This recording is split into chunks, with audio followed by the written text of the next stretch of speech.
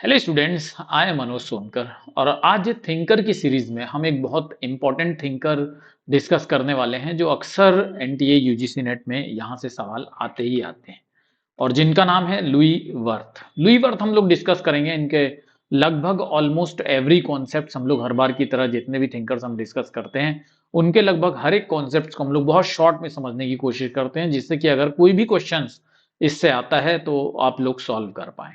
तो देखते हैं सबसे पहले मोस्ट इंपॉर्टेंट बुक्स जो लुईस वर्थ की हैं और जो आपको याद रखनी चाहिए। तो घेटो किताब इन्होंने लिखी है, याद रखिएगा 1928 में। और आप लोग बहुत अच्छी तरह से जानते हैं कि घेटो क्या होता है। ये क्वेश्चन बहुत इंपॉर्टेंट है, पूछा जा सकता है। नेक्स्ट है आइडियोलॉजी और यूटोपिया के को ऑथर भी लुई वर्थ रहे हैं, याद रखिएगा। जो आइडियोलॉजी एंड यूटोपिया किताब है वो कार्ल मैनहेम की है, बट को ऑथर्ड बाय लुई वर्थ, यानी कि सह लेखक जो हैं इसके वो लुई वर्थ भी रहे हैं। फिर इन्होंने टाइप ऑफ नेशनलिज्म भी लिखा है। तो ये तीनों की तीनों ना बहुत इंपॉर्टेंट किताब है। अर्बन मोड ऑफ लाइफ और urbanism as a way of life, ये भी बहुत इंपॉर्टेंट है। Social interaction the problem of the individual and the group, ये भी बहुत इंपॉर्टेंट किताब है। इनका बहुत इंपॉर्टेंट कॉन्सेप्ट है सोशल डिसऑर्गेनाइजेशन। ठीक, ideological aspect of social disorganisation इन्होंने लिखा है। The urban society and civilisation इन्होंने लिखा, और द ह्यूमन इकोलॉजी बहुत इंपॉर्टेंट किताब है। ह्यूमन इकोलॉजी ये भी इनकी किताब है।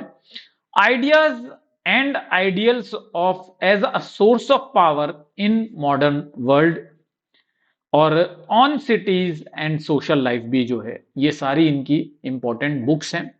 एक नजर मार लीजिएगा, याद हो जाएंगी चीजें। आइडियोलॉजी और यूटोपिया के ये को-ऑथर हैं, ये याद रख लीजिएगा अच्छी तरह से, क्योंकि पूछ सकता है कि आइडियोलॉजी और यूटोपिया के को-ऑथर कौन है। दे सकता है, ऐसे भी लिख सकता है कि आइडियोलॉजी एंड यूटोपिया के जो ऑथर हैं वो हैं कार्ल मैनहिम, लेकिन को-ऑथर कौन है और कौन से दूसरे थिंकर हैं जिन्होंने इस पर वर्क किया है। ठीक है, तो लुई वर्थ हैं, याद रख लीजिएगा। सबसे पहला जो इनका कॉन्सेप्ट है, मैं कई बार आप लोगों को पढ़ाता आया हूं, urbanism as a way of life. Urbanism क्या होता है, शहरीकरण क्या होता है इनके हिसाब से, या शहरीवाद कहें तो ये ज्यादा अच्छा शब्द है, शहरवाद।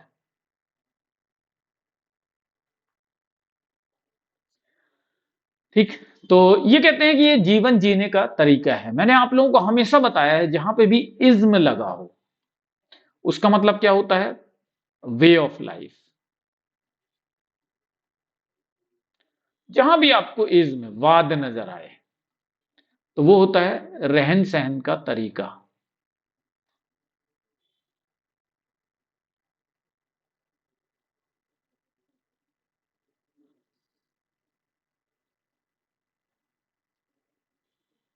ठीक, उसको हम क्या कहते हैं, अर्बन वे ऑफ लाइफ। तो पॉपुलेशन जो अर्बनिज्म एरिया जो होता है, अर्बन एरिया होता है, वहां पे लोग किस तरह की लाइफ जीते हैं।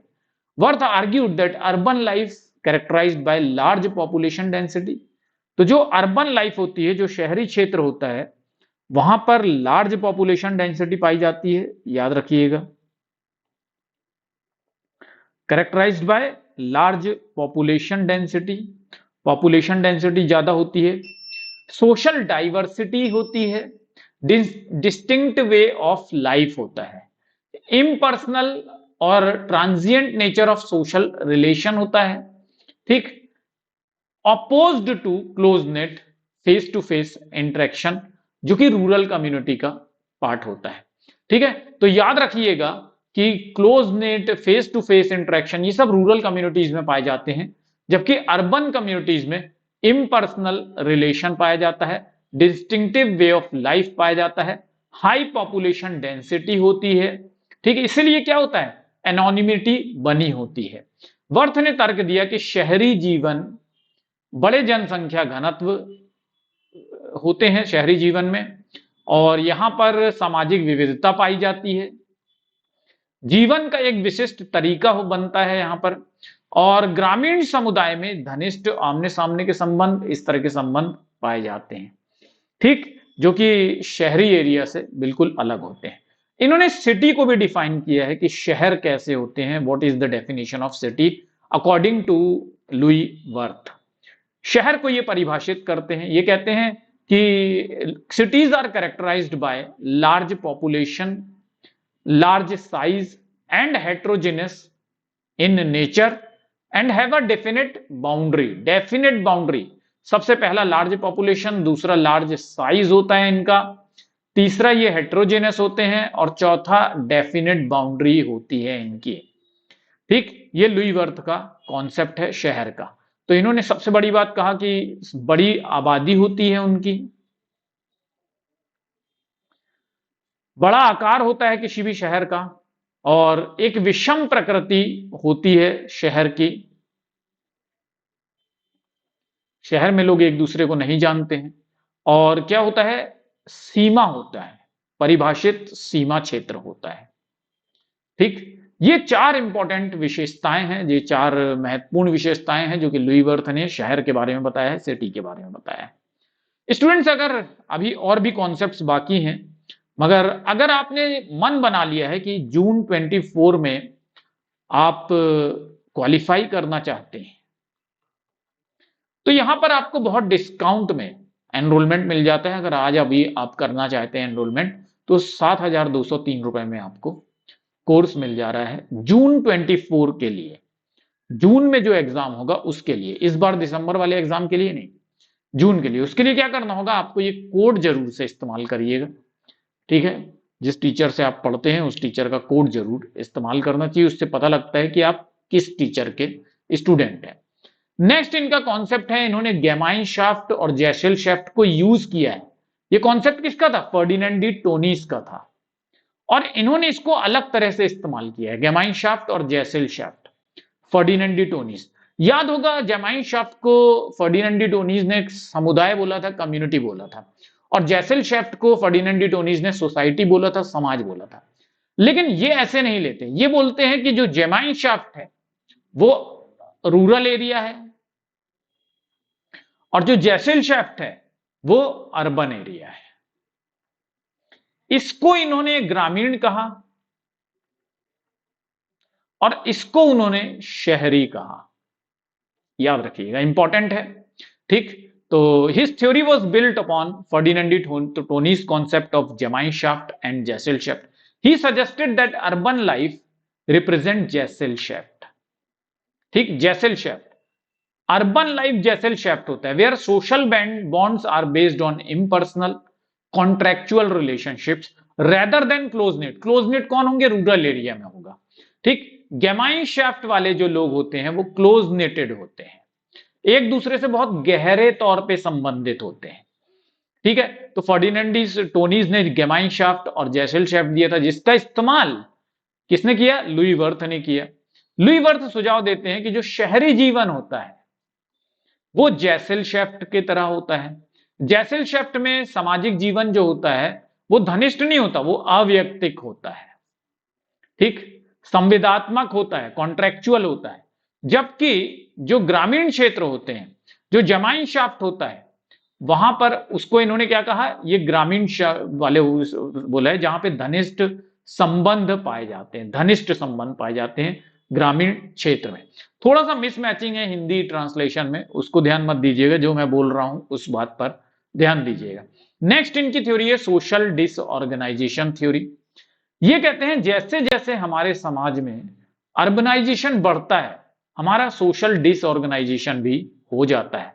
क्यों, क्योंकि हमारे बीच में बॉन्डिंग कम हो जाती है। जो शहर में जो लोग रहते हैं उनके बीच में बॉन्डिंग नहीं होती है, वो सोशली उतना कनेक्टेड नहीं होते। Wirth was concern with impact of urbanization on social organization, impact of urbanization on social organization. He argued that rapid urbanization leads to social disorganization. ये कहते हैं बहुत ज्यादा शहरीकरण हो जाने के कारण सोशल डिसऑर्गेनाइजेशन हो जाता है, यानी कि सोशल बॉन्ड जो होते हैं आपस में लोगों के वो वीक हो जाते हैं और क्राइम रेट जो है वो बढ़ जाता है। ठीक, तो वर्थ ने सामाजिक संगठन पर शहरीकरण के प्रभाव व्यक्त किए हैं। उन्होंने तर्क दिया कि तेजी से जो शहरीकरण होता है, जो शहरीकरण जो जहां पर बढ़ जाता है वहां पे सामाजिक अव्यवस्था आ जाती है। ठीक, इस सामाजिक अव्यवस्था में क्या होता है, सामाजिक संबंध जो है वो कमजोर पड़ जाते हैं और अपराध की दर में वृद्धि हो जाती है। ठीक है स्टूडेंट्स, अगर अभी तक आपने पेपर 1 की क्लासेस नहीं देखना शुरू किया है तो देखना शुरू कर दीजिए, क्योंकि पेपर 1 की क्लासेस भी बहुत इंपॉर्टेंट है। जितनी इंपॉर्टेंट पेपर 2 की क्लासेस है उतना ही पेपर 1 का क्लास भी इंपॉर्टेंट है। कई बार ऐसा होता है कि पेपर 2 में आप अच्छा स्कोर कर लेते हैं लेकिन पेपर 1 में स्कोर नहीं कर पाते हैं। तो तुलिका मैम की क्लास 10 बजे और 12 बजे और प्रीति मैम की क्लास 3 बजे और 7 बजे होती है। दोनों ही मैडम की क्लासेस आपको अटेंड करना चाहिए। नेक्स्ट कॉन्सेप्ट है साइज एंड सोशल रिलेशनशिप। इन्होंने बोला है कि आकार का और सामाजिक संबंध का बहुत गहरा नाता है। They are closely related. ये कहते हैं जितना बड़ा आकार होगा शहर का, जितने ज्यादा लोग होंगे शहर में, उतने ही संबंध कमजोर होते हैं। Worth explore the relationship between size of a community and nature of social relation. तो वर्थ ने समुदाय के आकार और सामाजिक संबंध की प्रकृति के बीच संबंध का पता लगाया। ये बोलते हैं दोनों के बीच में संबंध है। साइज ऑफ कम्युनिटी इंक्रीज होगा तो पर्सनल इंटरेक्शन कम हो जाएगा, इंटीमेसी कम हो जाएगी। याद रखिएगा, leading to more superficial and anonymous social relation. जहां पे बहुत ज्यादा लोग होते हैं, बहुत घने लोग होते हैं, वहां पे लोग एक दूसरे से ज्यादा मतलब भी नहीं रखते हैं, ज्यादा संबंध भी नहीं रखते हैं, जैसे कि शहर। ठीक, ये कहते हैं जैसे जैसे समुदाय का आकार बढ़ता है, व्यक्तिगत संपर्क घटता है, याद रखिएगा, और अंतरंगता कम हो जाती है, घट जाती है, जिससे अधिक सतही और गुमनाम सामाजिक रिश्ते पैदा होते हैं। लोग एक दूसरे में अपने आसपास के लोगों को नहीं जानते। नेक्स्ट जो इनका कॉन्सेप्ट है वो है अर्बन एलिनेशन। तो ये इतने सारे कॉन्सेप्ट इतने कम समय में समझाना ही ये थिंकर्स की सीरीज का कमाल है। ठीक, वर्थ ने डिस्कस किया है एलिनेशन, लेकिन एक बात यहां पर आप याद रखिएगा, इन्होंने अलगाव की भावना जरूर से डिस्कस की है, लेकिन इन्होंने मार्क्स के एलिनेशन का कॉन्सेप्ट को रिजेक्ट किया है। ठीक, याद रखना, इन्होंने मार्क्सवाद को अस्वीकार किया है, क्योंकि ये इमाइल दरखाइम के कॉन्सेप्ट को ज्यादा सही मानते हैं, लेकिन ये कार्ल मार्क्स को रिजेक्ट करते हैं। लेकिन इन्होंने एलिनेशन का कॉन्सेप्ट वहीं से लिया है। ये कहते हैं कि इंडिविजुअल्स जो होते हैं, जो अर्बन सेटिंग में रहते हैं, जो शहरी क्षेत्र में रहते हैं, शहरी परिवेश में जो लोग रहते हैं, वो आपस में संबंध नहीं रखते। ठीक, लार्ज होता है वो और हेट्रोजिनस होता है पॉपुलेशन वहां का। तो इंडिविजुअल जो होते हैं वो एनोनिमस फील करते हैं, डिसकनेक्टेड फील करते हैं और आइसोलेटेड फील करते हैं। ये कहते हैं जो शहर होते हैं वो बहुत बड़े होते हैं, ठीक, और विषम होते हैं लोग वहां पे, वहां लोग एक दूसरे को जानते नहीं। तो इस वजह से वे व्यक्ति गुमनाम होते हैं, लोगों के नाम नहीं पता होते हैं किसी को, और भैया और बे, अरे इधर आ भाई, ऐसे करके लोग बुलाते हैं।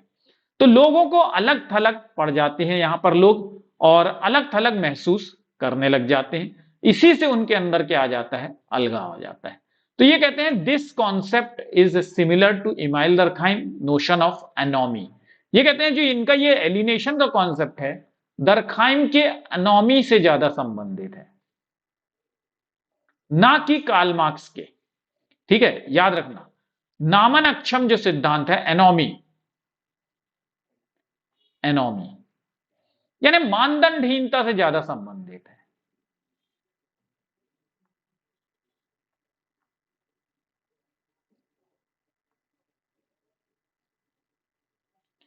लेकिन ये मार्क्स के एलिनेशन कॉन्सेप्ट को रिजेक्ट करते हैं, याद रख लीजिएगा अच्छी तरह से। ठीक है स्टूडेंट्स, मैं समझता हूं कि आप लोगों को एक एक कॉन्सेप्ट जो है वो बहुत अच्छी तरह से समझ में आ गया होगा। और स्टूडेंट्स जरूर से कमेंट बॉक्स में कमेंट करके मुझे बताइएगा कि नेक्स्ट थिंकर आप क्या चाहते हैं, और ये जो थिंकर्स की सीरीज है ये आपको अच्छी लग रही है कि नहीं लग रही है, पूरे इंटरेस्ट के साथ आप लोग इसे देखते हैं कि नहीं देखते हैं। ये बातें मुझे जरूर से इस बार के कमेंट बॉक्स में मैं आप लोगों से सुनना चाहूंगा, क्योंकि आप लोगों का रिएक्शन जो है वो हमें मोटिवेट करता है, ठीक, आगे और वीडियोस लाने के लिए। तो प्लीज अपना रिएक्शन जरूर से छोड़िएगा। Thank you very much students, all the best, bye bye, और अच्छे से पढ़ाई कीजिए। जेआरएफ बहुत नजदीक है, एग्जाम नजदीक आता है तो एग्जाम को एक अवसर की तरह लिया कीजिए। Thank you very much, all the best.